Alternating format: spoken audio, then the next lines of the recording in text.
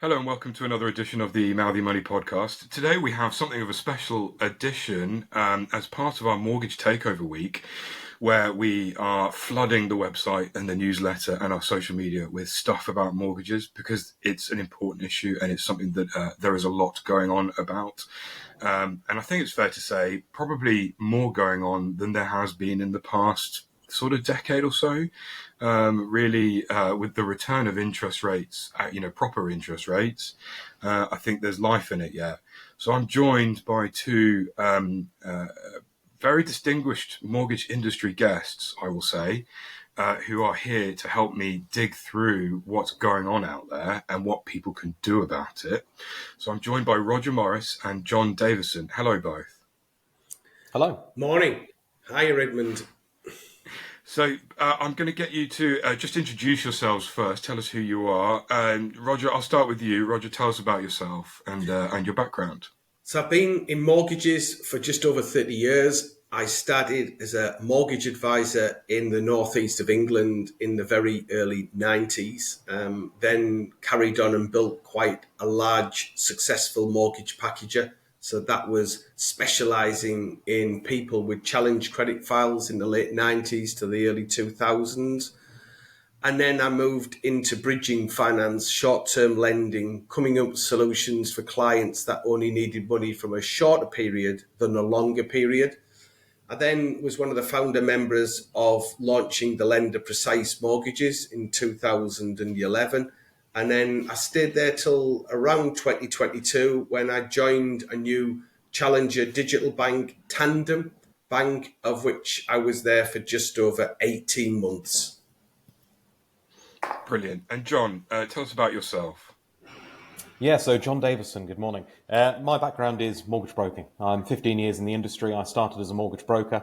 I've been looking after customers and mortgages, everything from first-time buyers through to buy-to-let through to commercial lending as well. And about 10 years ago, I jumped the fence and started working for mortgage lenders, initially for Atom Bank, where we set up one of the first proper digital residential mortgage lenders, looking at instant offers getting to customers in as quick as 12 seconds from application.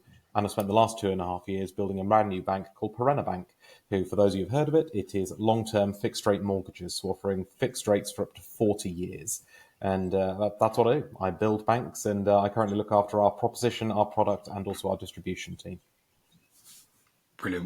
We'll come back a little bit to what Perenna does, because I think it is an interesting area of kind of changing the way the mortgage market in the UK works. But to get started, I think we're going to look really at the kind of the issue that everybody has in their minds, and the thing that has really changed in, I guess, probably the past 2 years since interest rates really started going back up in earnest, and that is kind of where we are now in terms of interest rates in the mortgage market and where things look like they're going. Roger, I'll start with you. I mean, obviously, we're kind of at a probably more than decade high in terms of interest rates. Where do you see them going now? Are we sitting where we are for some time, or are we going to see reductions and kind of easing of mortgages for people? So if we look back over the time that I've owned a house since the 80s, the interest rate environment we're in at the moment is a really good one. It's quite low historically. The reason that people see the current interest rate environment high is because since 2007, Ed, we've only ever known or experienced ultimately a reduction in rates. And I think what caused the issue was the government and the Bank of England's correct measure during both the 2008 financial crash, which the economy never ultimately recovered from to go back to a new norm, because when it was just about to, COVID happened. And in COVID, the Bank of England made the correct decision to bring down interest rates to a historical all-time low at 0.1.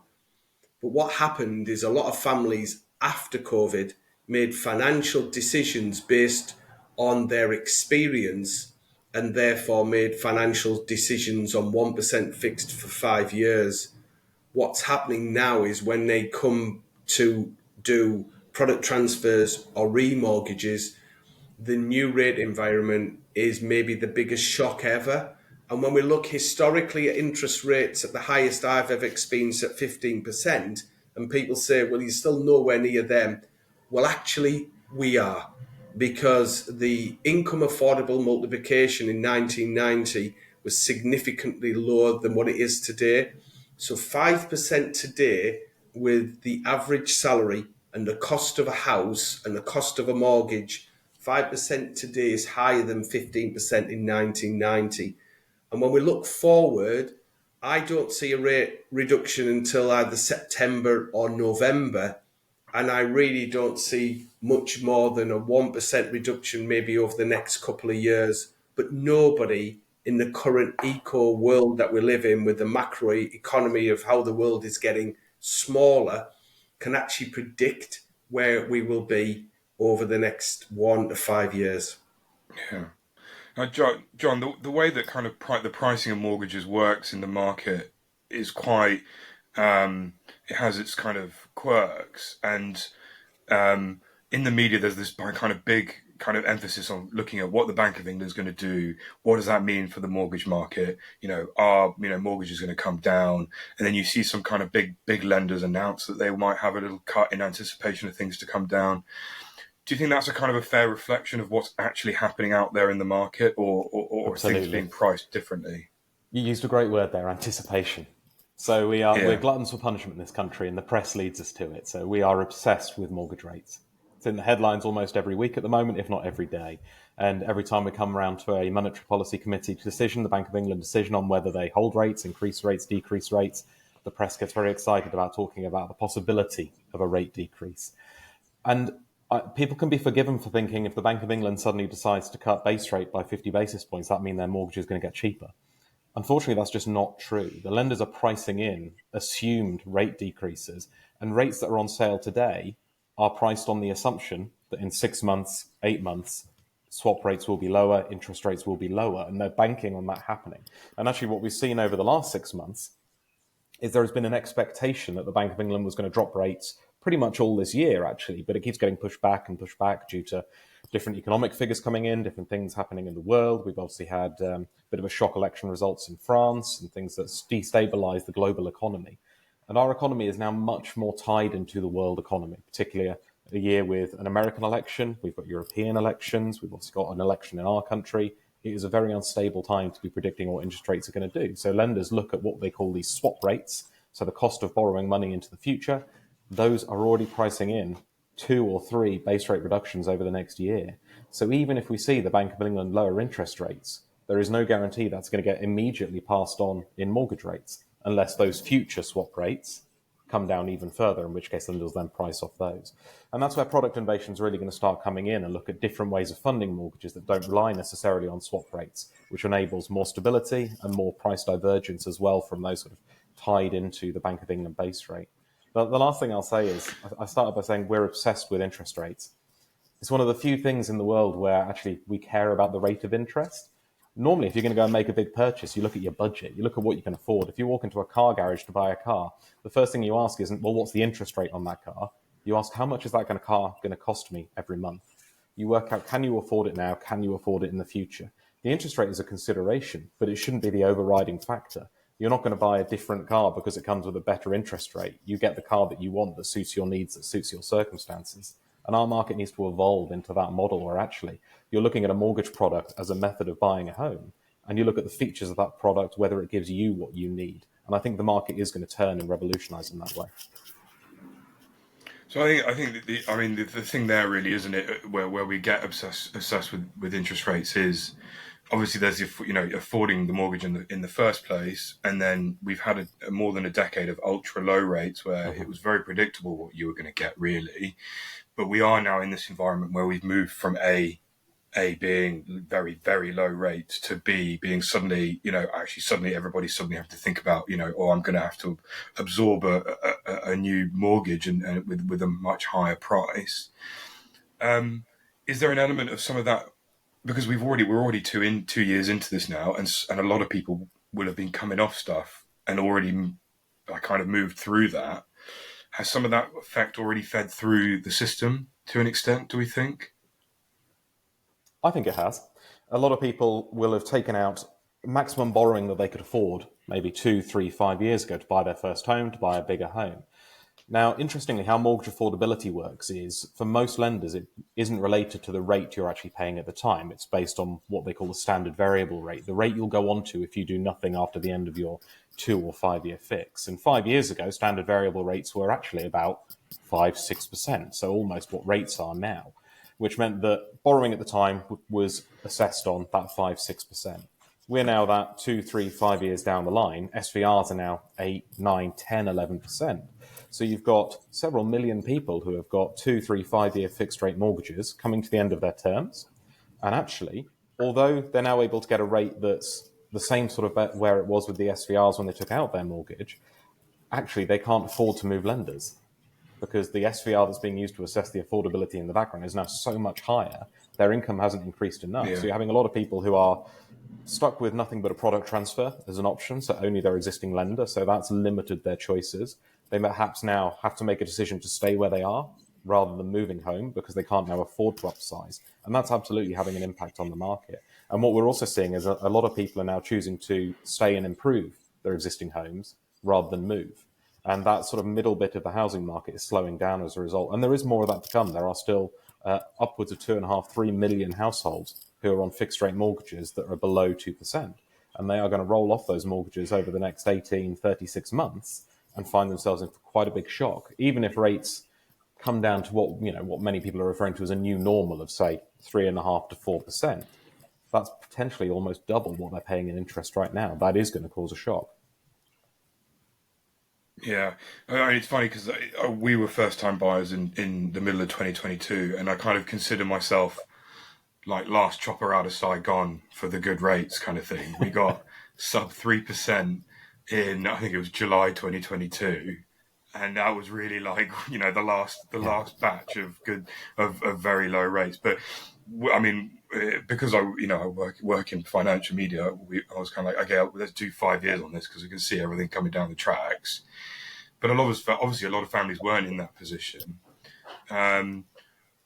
Roger, I appreciate I'm getting you to get your crystal ball out now with this one a little bit. But in the next few years, I mean, you've had so much experience in the past of what's happened in the mortgage market. Where do you see things going in terms of rates?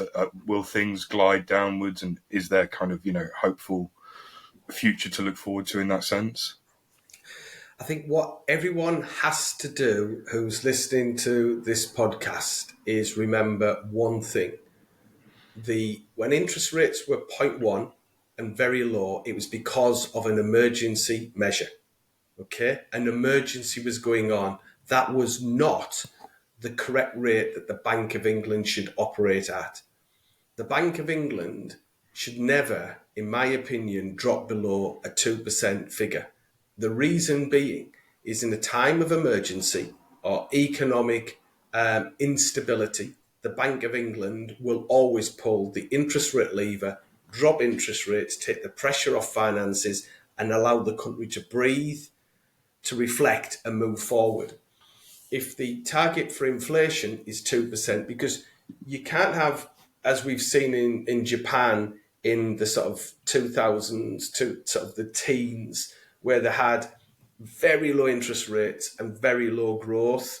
You kind of need around about 2% inflation, 2% pay growth, 2% interest rates, or the Bank of England. So I think anything below a 3% rate is really starting to be something that the economy's not right and the problems are not right. So I think if we're looking with the Bank of England over the next, it's what will Labour do? Will Labour have really good financial policies? If they don't, the world markets will price money up and interest rates will rise. So if Labour act irresponsibly, the Bank of England will have no choice. I don't think they will. I think they've learnt the lessons. I think they'll perform well without being political. But the geo occurrences of what's happened in the Middle East, what's happening, let's say we have a problem with some of the major canals, whether it be in sort of Egypt or whether it be in South America with the Suez, wherever it is, if that slows down global trade, that will put up prices, as will climate change. So it's too hard to predict. But I think if we're hopeful, we in the foreseeable 3 years, by the time you look for your next fixed rate, I could envisage an interest rate as low as 3.75 by the time, Ed, you are looking for your next fixed rate. I think you'll hit the sweet spot. I think Okay. there'll be the next batch of good news coming. But at the moment, we're in that reset, and the Bank of England couldn't drop interest rates because it would be seen as a political move. Yeah. So I think one of the things we wanted to talk about a little bit today as well was because rates have kind of come back up, and now the market is actually having to do something interesting, and is it fair to say that it feels a bit more competitive than it did when everything was rock bottom, because now lenders are having to look a bit more closely at what they have to offer and how they can create more competitive set of products, I guess. Is it fair to say that's happened now? Was Go on, this Roger. to John or to me? Go on, Roger. You start, and then I'll get John.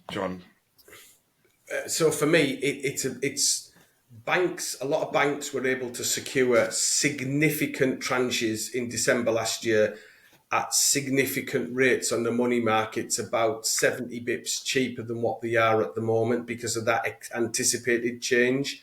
So a lot of banks have actually done the target for the year. And it also depends if people are putting every penny into their retail savings, the banks have got the pressure to lend that money, but they're getting the money at such a cheap rate. And then it's what their volume aspirations are as well. So a bank's rate is no longer relevant or connected to the Bank of England base rate in the way it was historically. But John's view on this, I think, is really interesting. Yeah. So John, that does bring us neatly to what Perena does, because you are kind of at that forefront of innovating with new style products, aren't you? And you're bringing America. It's kind of, I mean, as I understand it, you're bringing American mortgages to the UK. Is that a fair, in a nutshell, assessment? I'm not sure if that's a good statement or a bad statement. We're a bit of an anomaly in the United Kingdom. So we are obsessed with a 2 and a 5 year cycle. We allow the banks to tell us when we have to go and find a new mortgage deal. So the banks give us a 2-year guarantee. There's a fixed end date, and whatever happens in our lives, we have to have a plan in place for that date. We have to make sure we have a remortgage in place. We have to make sure that our finances are ready. We have to put off things like having a child or going on holiday or doing things we want to do, because we have to plan for a date when suddenly, if we do nothing, our mortgage payment's going to jump up. The rest of the world looks at us and goes, that's absolutely crazy. So, as you say, in the United States, in Australia, in Northern Europe, in a lot of places around the world, the idea of a 2 or a 5 year fix is almost an extreme anomaly. They may have those products, but they're only used in certain rare circumstances. What Perenna's looking to do is kind of imitate a lot of what the rest of the world does. Bring the 30-year, 40-year fixed rate mortgage to this country. So a Perenna mortgage is a 15 to 40-year fixed rate mortgage, and it is fixed the entire time. That payment will never go up. There is no cliff edge. You can adjust your life as you need to. And if interest rates come down after a 5-year window, if they're lower, you can move on to a lower rate. So you get the best of both worlds. You get a product where you know that you're never going to pay more than today. You know that if rates come down in the future, you can move on to a cheaper product. You know that if you need to move or if you need to borrow more, those options are there as well. That brings a lot of stability to the market. That enables more stable pricing, enables borrowers to plan better, and other advantages off the back of that you could tend to borrow more as well, because we're more comfortable that you can afford it based on today's payment. We haven't got to worry about an SVR in the future or a stress rate, which is what I started with. And we're not the only people bringing innovation to the mortgage as well. There are other lenders coming out. So another lender called April Mortgages has recently launched, also doing what they're calling Dutch-style mortgages, which are longer-term fixed rates. There are other lenders in the market bringing similar products to market too. And then there are some special products that are coming along to fill gaps left by things like Help to Buy. So there are new build schemes out there called Deposit Unlock, looking for buyers who have a smaller deposit but looking to get on the ladder with a new build property. And we've also got a scheme called the Own New Rate Reducer, where builders traditionally incentivize buyers on a new build by offering you a discount on your deposit or money towards your stamp duty. One of the options they now have is actually giving money towards your mortgage, which means you get a reduced rate. Perenna's part of that, which means you can get a cheaper 30-year mortgage rate. So you can take advantage of that when buying a new build. So innovation is definitely coming. It's not as fast as we would like, and we've definitely got a cultural challenge in our country of moving away from this 2-year cycle. We like a little bit of a gamble, and we like to think, well, actually, I'll go on this for 2 years in the hope that in 2 years things will be better. But actually, what I would say to people is take a gamble with some guarantees. Take a 30-year fix where after 5 years, if rates come down, you can still then move. You can still then take a lower rate. But actually, you know that you're never going to be forced to do anything. If nothing else changes, you can pay that same amount for the 30 years and it's done.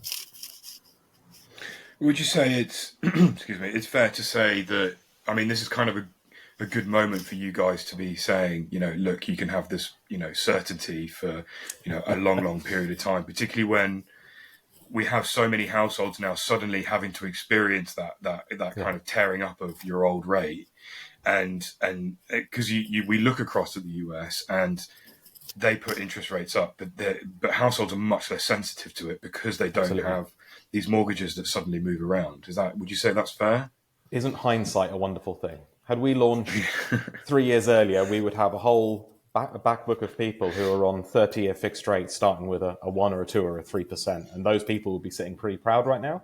And in America, that's exactly the case. There are millions of homeowners in America on 30-year fixed rate mortgages that are down in the 1, 2, 3% range. They will never change those mortgages. They are going to quite happily stay on them forever now. When we first considered launching Perena, our marketing position actually had to change. We went from how do we convince people rates are going to go back up and that 1 and 2% isn't normal? How do we convince them to take a 30-year rate at 3% when actually they're looking around at 2-year fixes starting with 1 or a 2? That's obviously now flipped around. People understand now what a rate shock looks like.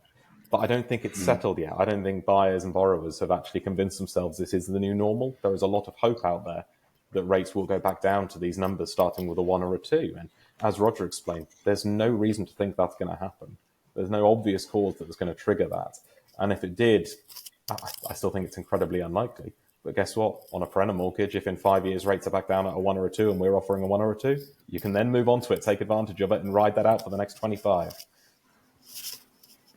Before we move on to kind of the next bit we were going to talk about, I had one was kind of practical curiosity about how those 30-year mortgages work. If somebody has to move or need to change jobs and go somewhere else or something like that, how does that work with the 30-year mortgage? Can you shift it to a new property? Yeah, I mean, Perenna mortgages, like most residential mortgages you can buy, are portable, which means that you can go to your lender and say, I want to take my balance and my rate with me to buy another property. Now, in practice, some lenders are better at that than others. Some make it easier.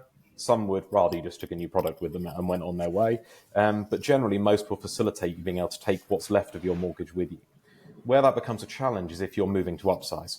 So actually, if you're moving to a more expensive property, you often then need more money. Now, Perenna will lend you more on the prevailing rate at the time, as will a lot of lenders. And that just means you essentially end up with two parts on your mortgage. And that's not necessarily a problem at all. If you've got a really great rate on a couple $100,000 of borrowing and need another 50, that amount on a different rate is not necessarily an issue. So absolutely, Perenna mortgages are portable. If you wanted to downsize, you can pay off part of the mortgage. You may have some exit fees to pay on part of that, but that's, again, standard in the market with all mortgages that you're taking with you. So, again, best of both worlds. And one of the things that Perenna does offer uniquely as well is we allow our mortgages to be transferred to someone else. So actually, if you've got a property that you're selling because you're moving overseas or you're moving into employer-provided accommodation, or you want to sell your property to a tenant or you want to sell it to your children, we can actually allow you to transfer your rate to that new buyer. So if you've got a really good, in a few years' time, you might have a 30-year, 3% mortgage that you want to sell on because it's far better than what's available in the market, Perenna will allow you to transfer that mortgage to someone if they fit us at the time. So you're not throwing away that rate. You can either take it with you or you can sell it with the property. That's very interesting. So I think we were going to the kind of final area we were going to look at a bit, and I think Roger's got some good experience in this area as somebody in the property market. Is what's kind of going on in the property market and some of the kind of concerns and issues around, I guess, affordability and remortgaging that people are starting to face. Roger, I think we were going to look first and foremost at kind of one of the bigger issues, which is retrofitting property and being able to kind of, because this is something that's coming down the tracks, has been talked about a lot, where properties are going to have to improve their EPC ratings and they're going to struggle to get mortgages if they don't, and that kind of stuff. I'm being a bit vague here, but take me through that a little bit. What's the issue and what's going on there? So there is an absolute understanding that we all have to reduce our carbon emissions. Okay, so we know that as a country, we've said that we'll be carbon neutral by 2050, and the 29 million homes in the UK issue around about 19% of our carbon emissions. So let's make them carbon neutral, and we're doing really well. Sounds simple. So is it easy to try and get homeowners up and down the country who are struggling a bit to make the first change, or is it easier for the 4.8 million buy-to-let properties by mandating the landlords to get a C rating? Because they successfully did it to E rating. So to get a property to an E rating, most landlords would have put in double glazing, combination boiler, loft insulation, and obviously what everyone talks about is the energy efficiency light bulbs, okay? And then your properties were easy going to be an E. When the government launched the consultation to make it law by 2025 for C rating, they were advocating this will be brilliant for tenants because tenants will have more energy efficiency homes. What they didn't realise was if landlords are going to spend a significant amount of money, they're going to put the rent up to recoup that cost over 2 or 3 years. So the tenant will have to pay more to live in a property that's more environmentally friendly. So the tenant would have to pay for that cost ultimately because it's a business. What the government's consultation found out very quickly, Ed, was we have the oldest housing stock in the world. So the Victorian houses that were built were designed to breathe. So it's like saying we're going to convert all petrol cars to electric. That'll be dead cheap. Well, it won't, because we're going to have to take out the engine and we're going to have to reconfigure. So by taking a Victorian house and making it not breathe is how you get it to a C rating. What that means would be a Victorian house, you've got to go in, take all the plaster off, all the Victorian features, and you've got to put about 100 mil of foam on the inside and plaster it over. So anything that's attached to an outside wall will have to be removed. So it'd be kitchens, bathrooms, wardrobes, rewiring, radiators. It's a vast amount of work. It takes about £35,000 to do the basic retrofit to a Victorian house. As a landlord, that would cost you £70,000 because you can't claim that back as a tax return. The house, when you're finished, is not the same. It's much smaller because you've reduced the size of rooms, removed the Victorian features, and it just doesn't look appealing. You reduce its value, and the Building Back Britain report that was issued to the government under the consultation would say on a house worth less than 162 grand, of which there's 2.86 million of them, you would devalue that property. But the big thing was the unintended consequences. Those houses would then become full of damp and mould, and we have seen children die as the consequences of this. So each room would need a cooker-like extractor system over your city, sucking out air, and that noise and that humdrum to conform with the environmental regulations, you need to conform with the consequences of it. So you're far better to mandate to improve energy efficiency of new homes much tighter. Every new home should solar panel and air source heat pumps, and they don't at the moment, and let technology catch up. Because I think within 8 years, you'll have solar panel for Victorian houses that will never be airtight, but can be and will be significantly more energy efficient. So we have to be careful. of the unintended consequences and the sheer cost of creating what is a Victorian house to breathe, like a petrol engine, and trying to make it into something that it was never designed to be. And obviously we've got. I mean, this is it's a constant political football where we talk about the fact that we don't build enough houses each year. We have a shortage of homes, per head of people. But this is going to create issues where some houses become effectively uneconomical to even do anything with, right? It's kind of, there's no point fixing them because you're never going to get your investment back on that. Is that right? So just be clear on this. We see it from every government and everyone coming to power. We are going to build more houses. That can fundamentally never happened because of the 1961 Land Compensation Act. It is just not possible to build more than 230,000 houses a year because it's about them retaining a minimum value. And the Land Compensation Act protects that.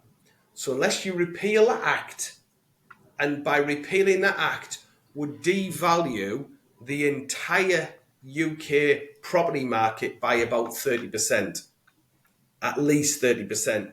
That means, Ed, you potentially, if there was a reduction of 30%, might go into negative equity, which means your mortgage is worth more than your house because the Land Compensation Act removal, which is the only thing to significantly increase house building, you wouldn't vote for that. As much as you love the idea, it can never happen.